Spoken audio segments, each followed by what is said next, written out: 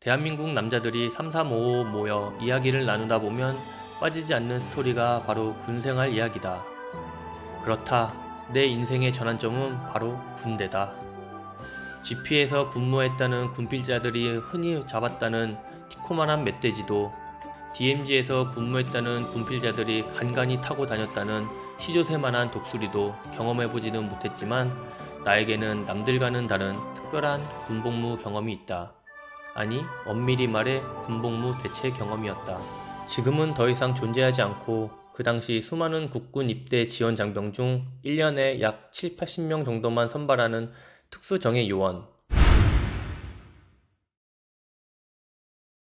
엘리트 선수로서 생활을 지속해온 대부분의 대학 선수들은 10월 전국체전 전후로 각자의 진로를 결정하게 된다.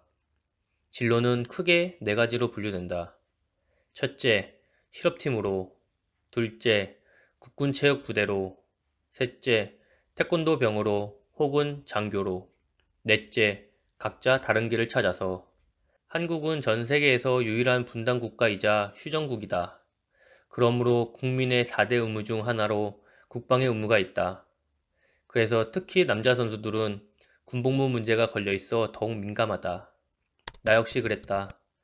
나는 어렸을 적 운동을 시작하면서부터 어디서 나오는 근거 없는 자신감인지 원인 모르는 확신을 하나 가지고 있었다.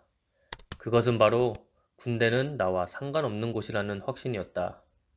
대한민국에서는 올림픽 금메달, 은메달, 동메달 혹은 아시안게임 금메달 입상자에게 군복무 면제 혜택이 주어진다. 운동선수라면 누구라도 그러하듯이 올림픽에 나가 금메달을 목에 거는 목표를 가지고 독한 훈련들을 버텨왔을 것이다. 앞서 이야기했듯이 나도 마찬가지로 올림픽 금메달을 목표로 어렸을 적부터 훈련을 하고 매 시합에 임했다. 즉, 나는 올림픽에서 혹은 아시안게임에 나가서 금메달을 딸 것이니 나는 군대를 안 갈 것이야 라는 이론을 가지고 있었던 것이다. 꼭 저 이유뿐만이 아니라 그냥 나는 군대를 안 갈 것이야 라는 생각을 항상 가지고 있었던 것 같다. 어떻게 해석하면 국방의 의무를 안 지겠다고 해석이 될 수도 있겠지만 그렇다고 내가 불법이나 편법으로 군복무를 도피하겠다고 생각한 적은 단 한 번도 없었다. 그렇게 선수 시절 국가대표의 목표는 닿을 듯 말 듯 어느덧 은퇴의 시기가 다가왔고 그 시기는 곧 군입대가 얼마 남지 않았다는 걸 의미했다. 그러던 중 예전부터 코이카 군복무 대체요원이 태권도 분야가 있다는 것은 알고 있었지만 어떻게 무슨 방법으로 무슨 시험과 과정을 거쳐야 갈 수 있는지는 전혀 알지 못했다. 그때부터 수단과 방법을 가리지 않고 정보를 수집했었지만 내가 만족할 만한 정보는 많이 부족했다. 특히 이전에 국제협력요원 태권도 분야로 파견된 선배 단원들은 대다수가 시범, 품새 전공 단원이었기 때문이다. 시범, 품새 단원 같은 경우는 이래로 많은 국가에 파견되어 직속 선 후배들에게 좋은 정보를 많이 얻을 수 있지만 겨루기 분야가 전공인 나로서는 정보가 한정적이었다. 내 주위에 겨루기 분야로 최종 합격되어 파견된 선후배를 찾아보기 힘들었기 때문이다.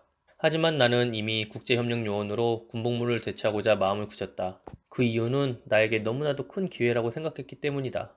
어느 것이 옳고 그른 것은 없겠지만 내가 맞고 남이 틀린 것도 아니겠지만 내 개인적인 생각으로는 일반 군대에서 약 2년이라는 시간을 군 훈련을 받고 국방부 시합을 위해 태권도를 하며 보내는 것보다 더 넓은 세상에서 여태껏 내가 보지 못한 것을 보고 느끼지 못한 것을 느끼며 배워보지 못한 것을 배우고 새로운 사람들과의 만남을 기대하며 내가 그동안 갈고 닦은 기술로 그 누군가에게 도움이 된다면 내 인생에서 참 값진 시간을 보낼 수 있을 것 같다는 생각이 있었기 때문이다.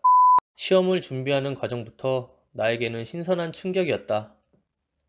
그때 당시 나는 도서관이라는 곳에 처음 가봤는데 교복 입은 중학생부터 흰머리가 수북한 연세 많은 어른들까지 빽빽히 자리를 차지하고 제각각 자신들이 원하는 바를 이루기 위해 노력들을 하고 있는 모습을 접했을 때 나는 정말 우물 안의 개구리구나 라는 생각을 했다. 그동안 태권도라는 세계 안에서만 그 안에서도 운동선수로만 갇혀 지냈던 내 자신이 부끄럽고 안타까웠었다. 솔직히 이야기하면 나는 내가 운동했던 것만큼의 열정과 노력을 가지고 공부를 했다면 그 분야에서도 성공을 할 수 있을 거라는 자신감을 가지고 있다. 물론 이 자신감은 과거의 나에게 많은 동기부여를 했고 현재의 나에게도 유효하며 앞으로도 변하지 않을 것 같다. 그럼에도 불구하고 처음에는 정말 책상에 30분 앉아서 공부를 하는 것이 쉽지 않았고 검은색은 글씨고 흰색은 종이라는 인식만 가득했다. 그렇게 한 달여 동안 국제협력요원 시험을 준비했는데 진전이 없는 것 같아 방법을 바꿔봤다. 공부 패턴도 운동했던 것처럼 똑같이 해보자. 이전에는 시간표 없이 도서관 오픈부터 마감까지 무작정 공부를 했었는데 동계훈련 한다 생각하고 새벽 1시간, 오전 2시간, 오후 2시간, 야간 2시간씩 매일 2달 공부를 했다. 그렇게 준비하여 진인사 대천명이라 마음먹고 응시한 국제협력요원에 운 좋게 한 번에 합격하여 아프리카 카메룬으로 파견되었다. 매일같이 물과 전기가 끊겨 생활하는 일상부터 국가대표 선발 과정, 훈련장 섭외 및 설치 이야기, 카메룬 국가대표팀 감독으로 우여곡절 끝에 세계선수권대회에 참가한 이야기, 각종 행사에서 태권도 시범을 보인 이야기 등등 많은 에피소드가 있었지만 그 중에서 가장 기억 남고 성과로 남은 활동 중 하나가 전국을 순회하며 국기원 승품단 심사 체계를 구축하고 확립하는 것이었다. 그 이유는 이 프로젝트를 진행하면서 내 자신의 오만방자함과 부족함을 뉘우치는 계기가 되었기 때문이다. 카메룬은 그동안 한국에서 파견된 정부 파견 사범도 없고 자국 내 정식으로 자격을 갖춘 사범도 없어 국기원과의 교류 및 승단 심사가 자주 열리지 못해 오랫동안 태권도를 수련해온 많은 카메룬 수련생들이 국기원 단증이 없었다.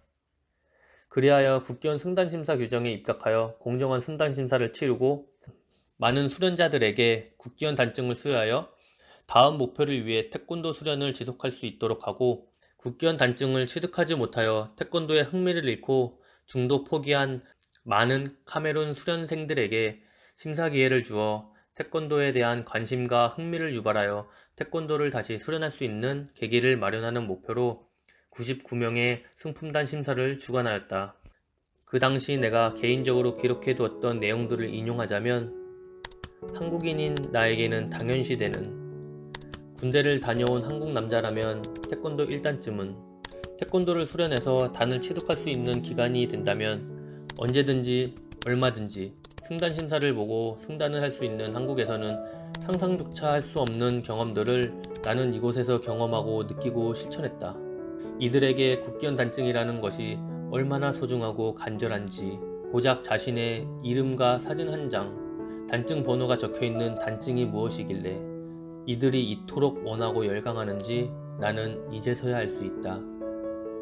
이들은 취업을 위해서, 스펙을 쌓기 위해서가 아닌 자신이 오랜 기간 동안 태권도를 수련했다는 그 자부심과 가치를 국기원 단증으로 인정받고 싶을 뿐인 것이다. 이번 승단 심사를 주관하고 지방순회를 하면서 내 자신을 또 한 번 돌아보고 현재를 직시하며 미래를 위해 한 걸음 더 나아갈 수 있는 경험과 시간이었음에 감사한다. 물과 전기는 하루가 멀다시피 끊기고 집에는 도둑이 들어 귀중품을 도난당해도 이동수단이 없어 뜨거운 땡볕 아래 매연으로 온몸을 샤워하며 길거리를 걸어다녔어도 그곳에서 26개월이라는 시간은 정말 행복했다. 인생 3막은 내가 국기원 정부 파견 사범이 되기로 결심한 이유와 선발되고 나서부터 현재까지 그리고 나의 꿈에 대해서 이야기해보려 한다. 그 이야기가 궁금하다면 마지막 화를 기대하라.